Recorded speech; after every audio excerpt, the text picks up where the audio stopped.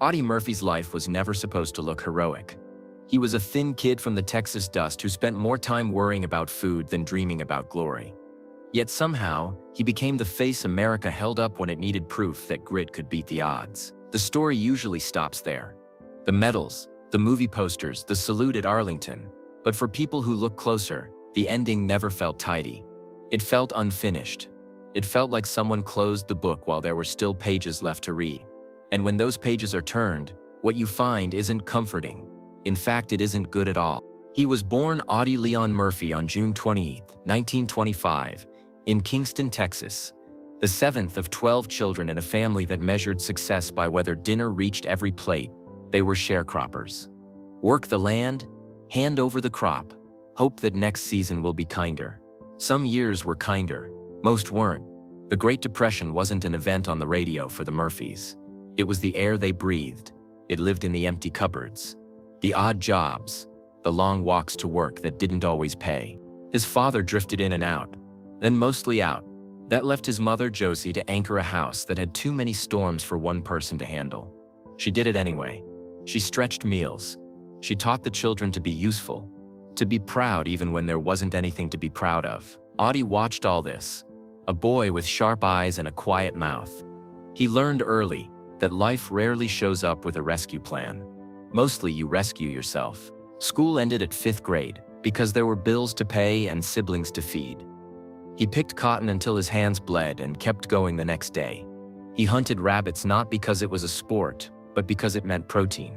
He was small by any measure, but small doesn't mean soft. Hardship doesn't have to raise its voice to be heard. It speaks in the calluses. It speaks in the way a teenager looks older than his years because the calendar of his life had too many winters. Then came the kind of loss that rearranges a family forever. Audie's mother died when he was 16. It's one sentence in most biographies, but it felt like a house caving in. When the person who made a home possible disappears, the house can still stand. It just stops feeling like one. Audie tried to keep his brothers and sisters together. He hustled, scraped, and did the unglamorous arithmetic of survival. $1 here, $1 there, don't get sick, don't slow down. War didn't arrive as a concept to him. It arrived as a door that might lead out of poverty. After Pearl Harbor, he tried to enlist. The Marine Corps said he was too small. The Navy said he was too light. He kept knocking. The Army said yes, and that was enough. Sometimes all it takes is one yes to rewrite a life. Basic training shaved his head and rewrote his posture. But it didn't change the important parts. He was stubborn, alert, and careful in the way people get when life punishes carelessness. He learned quickly because learning fast kept people alive. He listened more than he spoke. When instructors talked about fieldcraft, he treated it like a language he already half knew. Move low, think ahead, save your breath. They sent him to North Africa first, where the desert can chew you up without firing a shot. Then Sicily, where the hills pretend to be gentle until you climb them under fire. Italy taught him what mud and fear can do to a plan. France taught him what responsibility feels like when men say your name and expect to hear something that sounds like certainty. He was never the biggest man in the squad, not even close. He just kept being the one who stayed calm when the map turned into a mess. Commanders noticed that he volunteered for jobs other people avoided. That can be foolish in lesser hands. In Murphy's case, it was a mix of loyalty and a stubborn refusal to hide behind luck. He had already learned back in Texas that no one brings you safety. You earn it. Then you protect it for the people who stand next to you. The war amplified that lesson until it burned. January 1945 arrived with a cold that belonged in another century. Near Holtzwihr, France, things went bad fast. German troops pressed forward with numbers and momentum. A tank destroyer nearby took a hit and burned, its machine gun still intact, its deck turning into an iron skillet. Most people would use a burning vehicle as a warning to get small. Murphy climbed up. Flames licked the steel as he wrapped his hands around the .50 caliber. When the enemy advanced, he didn't panic. He aimed. He fired in careful arcs, not wild ones, cutting lines into a mass that wanted to swallow his friends whole. Shrapnel bit him. The ground shook. Shells screamed. He stayed. At one point, he called artillery down close. Painfully close, because sometimes the only way to draw a line is to set the ground itself against the people trying to cross it. He held for more than an hour. By the time reinforcements reached him, dozens of enemy soldiers were dead or dragging themselves away. He climbed down from the wreck as if he'd stepped out of a furnace. The Medal of Honor recognized that day, but it didn't explain it. How do you explain the quiet decision to stay where everyone wants to leave? How do you name the gear inside a person that keeps turning when the world's teeth are trying to grind you into the dirt? The citations add up. Distinguished Service Cross, Silver Stars, Bronze Star, Purple Hearts, awards from allied nations. The number itself became a headline. The most decorated American soldier of World War II. It sounded tidy, like a trophy cabinet. It was really a record of places where he should have died and didn't. When he came home, the parades were loud and brief. The nights were quiet and long. Back then, they called it battle fatigue, as if exhaustion were the whole story. He didn't sleep much. Loud sounds made his body act before his brain caught up. He kept a pistol close, not as a threat but as a talisman. He had earned respect, but respect doesn't sit next to you at 3 a.m. when the room feels like it's filling with old ghosts. Hollywood noticed the cheekbones, the eyes, the built-in publicity. A studio contract offered more money than farming or odd jobs ever would, and at first it seemed like a smooth pivot. Lights, wardrobe, lines to memorize. He didn't pretend to be the best actor on any set. He didn't have to. He had something almost no one else did. The gravity of the real. When he held a rifle on screen, it didn't look like a prop. When he squared his shoulders, directors didn't have to coach him on how a soldier stands. His body already knew. The role everyone remembers is To Hell and Back, the film version of his memoir. It did something unusual. It asked the hero to reenact his own nightmares in front of a crowd. The box office loved it. The audience felt they were seeing something authentic. Maybe they were. Maybe that was the problem. Reliving trauma is not therapy. It's a kind of borrowing from your future calm. He paid interest every night. He didn't only make war pictures. Westerns filled his schedule, because Westerns filled the national imagination. The man who had fought in the hedgerows now wore a hat and rode across scrubland with a face that didn't blink at violence. In some films he played men who were dangerous because they were precise. Men who spoke only when the sentence mattered. Critics sometimes called him wooden. Audiences called him believable. In that era, believable built careers. Movie sets end. Real life doesn't. Off camera he gambled, sometimes with a smile, sometimes with a grim look that said he wasn't chasing money. He was chasing quiet. Cards clacked on felt. Cigarettes burned down. Nights ran long. He could be generous in ways that made friends shake their heads, paying a stranger's bill, helping a buddy with a mess he didn't cause. He could also be short, flinty, shut down. People who knew him used words like loyal and wary in the same breath. His first marriage to actress Wanda Hendricks looked good in photos and felt bad in a living room. He startled awake from nightmares that didn't care he was famous now. A gun near the bed says a lot about how safe a mind feels. 2 years later it ended.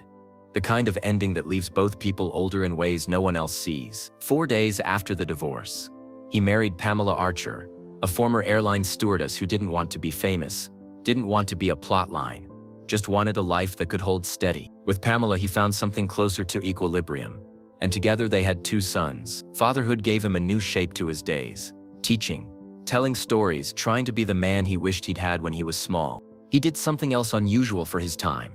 He spoke openly about what the war had done to him. He testified. He wrote. He refused to act like silence was the price of service. In an era when the expected posture was tough it out, he told the truth. Some wounds don't bleed, but they still ache. Veterans recognized themselves in that honesty, and they loved him for it. Institutions moved slower. They always do. Even stability has cracks. Money comes and goes fast when you gamble. Investments don't always behave. He tried different ventures, some wise, some wishful, and found that peacetime can be riskier than a battlefield, because in peacetime the threats wear suits and smile. He kept working. He kept speaking up for veterans. He kept trying to build a life that felt normal, even though normal is a word that rarely fits a person who has seen too much. Then came May 28, 1971. A small twin-engine Aero Commander lifted into weather that pilots call unforgiving and everyone else calls bad. Mist hunched low over the Blue Ridge Mountains. Visibility fell away like a curtain. The route cut across terrain that doesn't like to be taken for granted.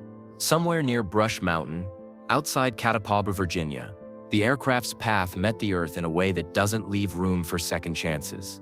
Everyone aboard died instantly. It was 45. The official story made sense on paper. Mist, mountains, human error. Aviation is full of tragedies that come down to those ingredients. Investigators documented what they could, closed their files, and issued a conclusion that fit the facts as they read them. A crash caused by weather and judgment in a moment when there wasn't much room for either. The country mourned. Veterans saluted. Flags dipped. The headstone at Arlington received a name it already knew. For many, that's all that needed to be said. But for others, that was exactly where the question started. Why was the plane flying so low along a route that punishes small mistakes? Why were there gaps in records that should have been routine?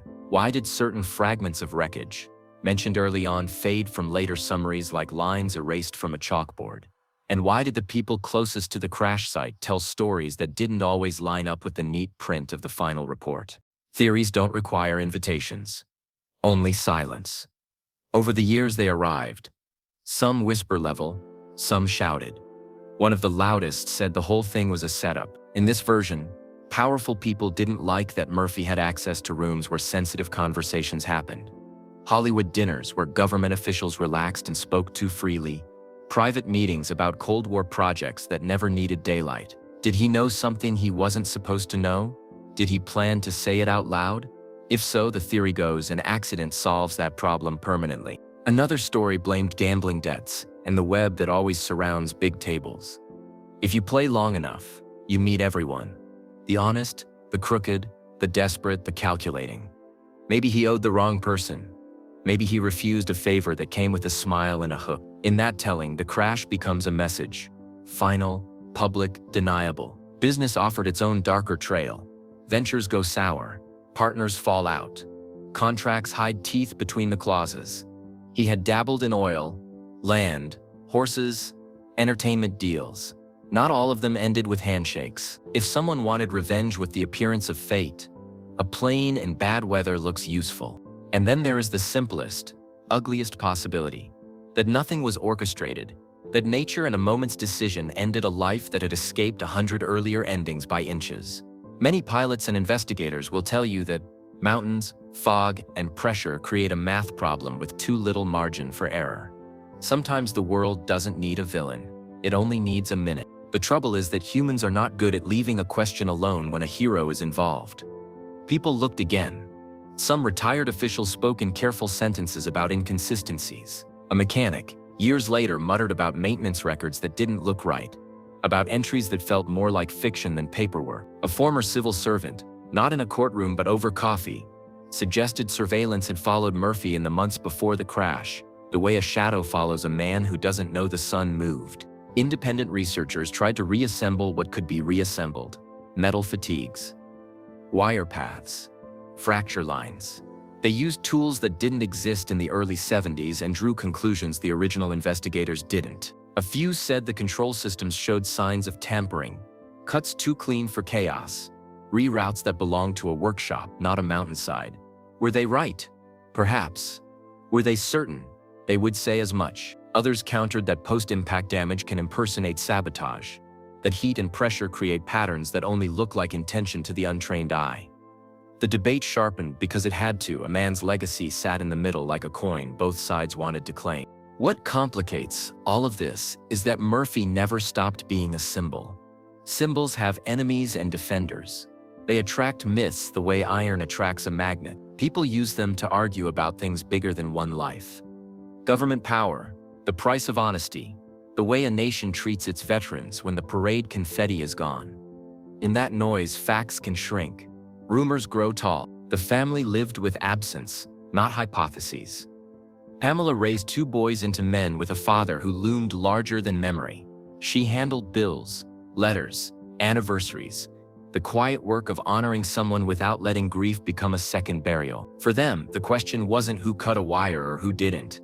It was how to carry a name that the world constantly returned to for one more story, one more version of the truth. Veterans kept visiting his grave. They told their kids that this was a man who understood what marches don't show. They spoke his name in bars and at barbecues and VFW halls and quiet kitchens, because he made them feel seen before it was fashionable to say the word invisible. Historians kept writing, trying to stitch order into a life that refused tidy seams. Filmmakers proposed projects. Writers drafted treatments. Everyone wanted the final word. No one had it. If you step back from the noise, something clearer appears. Whether the crash was a random act of weather and misjudgment or whether darker hands nudged the outcome, the arc of Murphy's life says something uncomfortable about glory. Glory isn't armor. It doesn't keep a mind from shaking or a hand from reaching for a pill bottle at 2 a.m. It doesn't stop the wrong people from knocking on your door. And it doesn't guarantee a gentle ending. Heroes are still human. That truth sounds simple until you're forced to apply it to someone you prefer to think of as bulletproof. There's also this. Murphy didn't spend his last years polishing a statue of himself. He spent them pulling the curtain back on the cost of being the person on the poster. He used the spotlight he never asked for to talk about the quiet aftermath other men lived with in darkness. That kind of honesty gets remembered longer than opening weekend grosses. It changes how a country talks about pain. Even now, the language veterans use about triggers, about sleep, about ordinary rooms that turn into battlegrounds, sits on a foundation poured by people like him who said the hard part out loud when the room preferred silence. And yet the ending gnaws. A small plane, a mountain that doesn't move, a weather system that refuses mercy on one level. It's as ordinary as tragedy gets. On another, it's a magnet for every fear a society carries about power and secrecy. Did someone decide that a man who had seen too much was easier to honor dead than to manage alive? Or did 1,000 small moments, none of them evil, line up in the exact wrong order? The mind toggles between these possibilities, because both feel plausible, and because the third option, accepting that we don't get to know, feels like an insult to a life lived so visibly. Maybe that's the final lesson in a story people keep trying to make simple. The truth can love the shadows. Sometimes it refuses to stand still under a spotlight. Audie Murphy's life is a record of impossible courage and ordinary costs. Cotton fields and medals, nightmares and standing ovations, poker chips and Pampers, promises made to men in mud and promises kept to two boys who needed a dad more than they needed a monument. His death is a record of questions that won't quit. That combination, valor plus mystery, makes a legend feel alive long after the body is gone. It's tempting to end with a tidy verdict. People like verdicts. They are satisfying, like the click of a latch. But if you told Murphy the full truth would be messy and unresolved, he would probably nod. He knew messy. He knew unresolved. He slept next to both. The good news, if good is the right word, is that the part of his legacy that matters most doesn't depend on the final page. It lives in the way he kept showing up when quitting would have been easier. It lives in the testimony he offered for men who couldn't find words. It lives in the quiet understanding that courage isn't a single act on a burning vehicle. It's the decision you make every day to stay when it would be simpler to leave. Still, it's hard to ignore the darker possibility. If the sabotage theories are true, if someone cut what should have carried him, if someone turned a route into a trap, then the lesson sharpens into something colder. It says that service doesn't inoculate you against betrayal. It says that power, when embarrassed or afraid, can behave like an enemy. That's a bitter note in a national hymn, and nobody likes to sing it. But songs don't have to be pleasant to be honest. If they're not true, if the crash was exactly what the reports claimed, then the lesson is gentler but no less serious. Even legends can be broken by the same physics that break anyone else. Gravity doesn't salute. Fog doesn't care about metals. The world remains the world, which is cruel and beautiful by turns. Either way, the last line writes itself. Audie Murphy's final battle wasn't fought with a rifle in his hands. It was fought in the borderland between public myth and private cost, between the story people wanted and the reality that kept waking him at night. And the part of that reality that has emerged over the years, the part that refuses to sit down politely, doesn't comfort anyone. He was a boy from the dust who kept going. He became a man who refused to step back when stepping back looked smarter. He carried the weight and then he tried to teach the rest of us what it feels like. That's the legacy no rumor can erase. But the questions that trail behind him are stubborn. They don't fade with time. They grow new edges. So where does that leave us? With a name on a headstone and a list of decorations that still hum when people read them out loud. With films that hold his face in a moment where the frame can't show the rest of the room. With a family that learned to live under a banner they never asked to carry. With veterans who still stop by his grave and talk to him like he might be listening. Because some part of bravery never really goes quiet. And with a mystery that will always be a little bigger than the facts we can put on paper. Maybe that's fitting. Maybe men like Audie Murphy are supposed to leave a question mark behind. The world felt safer when he was on that burning deck holding a line other people thought couldn't be held. It feels less safe knowing that even he could be taken by weather, or wires, or the weight of secrets. Whatever the cause, the outcome is the same. A hero gone too soon. A story with an ending that refuses to behave. If you came here for certainty, you won't get it. If you came here for a legend, you already had one. What you get instead is a gaze that doesn't flinch and a closing note that doesn't pretend. Audie Murphy's life proves that courage is real and expensive. His death suggests that truth can be the same. And when people say the mystery is finally solved, what they usually mean is that they've chosen the answer they can live with. That answer might be weather, it might be wire, it might be something you can't say into a microphone without looking over your shoulder. Whatever you choose, the feeling you're left with isn't comfort. It's the heavy, honest kind of respect that doesn't clap.